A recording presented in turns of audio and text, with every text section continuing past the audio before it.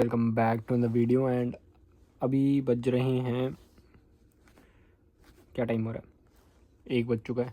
और आज का पहला प्लान है कि मैं अपनी दोस्त के घर जाऊंगा सामान ड्रॉप करने। मम्मा की वॉच है जो मैंने पिछली वीडियोस में दिखाई होंगी, तो उसको ड्रॉप करना है। फिर वहाँ से आज जाएंगे हम मंदिर, क्योंकि महाशिवरात्रि है। तो तैयार मैं हो लिया हूँ, बस मोस्ट प्रॉब्लली मैं हुडी चेंज करूँगा क्योंकि वाइट है और मेरे को लग रहा है गंदी हो सकती है। तो निकलते हैं भाई, देखते हैं कैसे जाता है आज का दिन।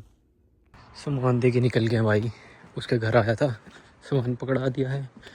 अब जा रहे हैं इस गलियों से होते हुए बस लेने, फिर निकलेंगे घर को एंड फिर जाएंगे मंदिर।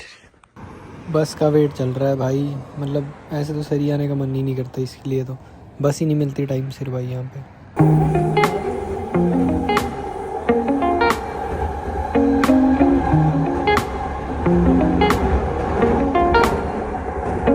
4-5 बसें बदल के, वैसे 2 ही बदली हैं, निकल गया हूँ घर को।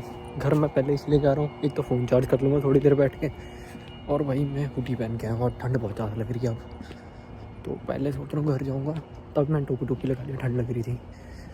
तो घर जाके जैकेट पहन लेंगे एंड फ़ोन चार्ज करेंगे, फिर निकलेंगे मंदिर को।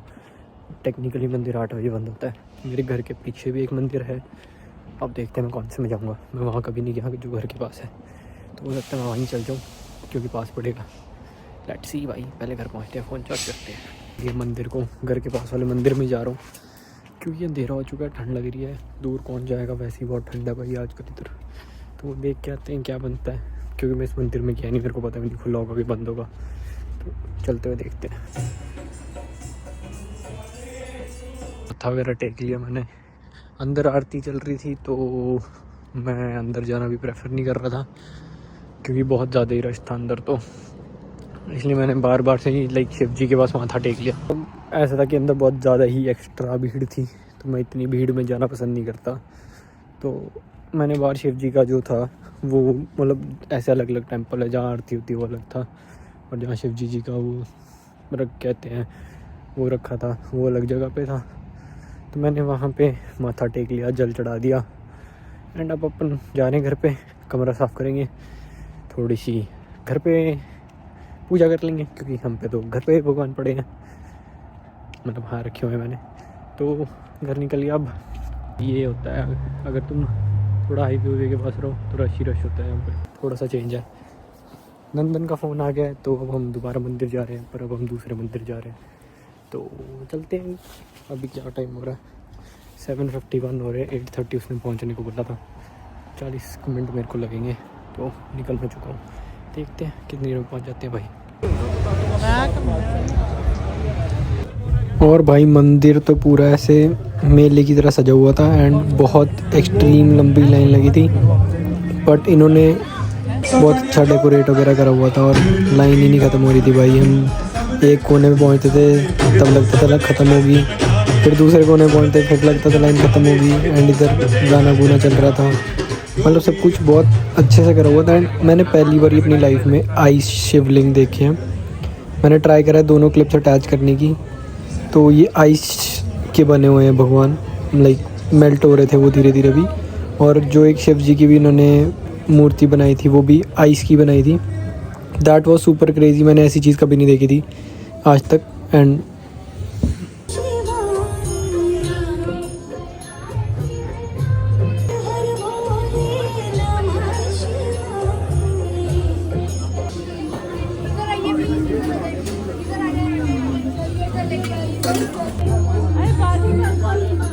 और यहाँ पे मिल रहा था प्रसाद, और बाहर भी मिल रहा है। वैसे तो कई लोग यहाँ अंदर थे, कई बाहर थे, तो हम बाहर ही आ गए थे क्योंकि बाहर मिल रही थी चाय जो हमें चाहिए थी, क्योंकि चाय ठंड थी भाई, चाय इज़ इम्पोर्टेंट। तो फिर हमने चाय के साथ साथ ले लिए पकौड़े एंड फिर चाय वगैरह पी, और उसी के साथ हमें दिख गए भाई चावल, जो ये भी प्रसाद था। तो मंदिर से टिक्का लगवा के नंदन भैया के पैसे खाता है ये भाई, खाने जरूरी है भाई।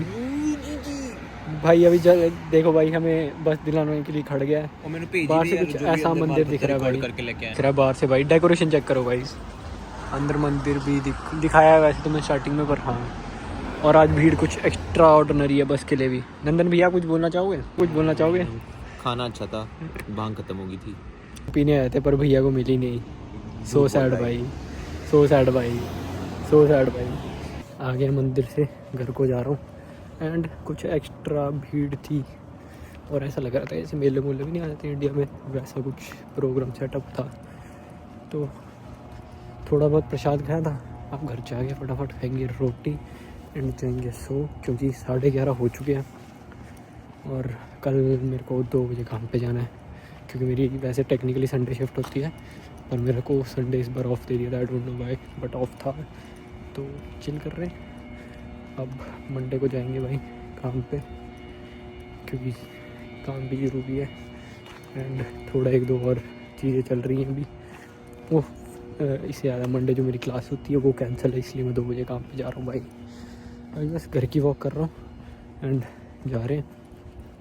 और ऐसा होता है ना कि कई बार मैंने सोचा नहीं था कि मैं जाऊँगा, क्योंकि मैं अपने घर के पास वाले मंदिर में ही माथा टेका था। एंड आई वाज लाइक चल ठीक है, माथा ही टेकना था, पानी चढ़ाना था, हो गया। और मेरे ऐसी सुबह मुंह से निकला था दोस्त के आगे कि चलेगा, तो उसने कहा हाँ चलेंगे।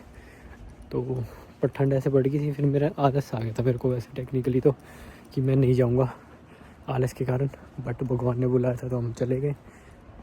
अच्छा था भाई, मतलब लेजिट लाइन में हमें 1 घंटा लग गया था कि मंदिर के बाहर से ऐसे में 5 मिनट की वॉक है वो।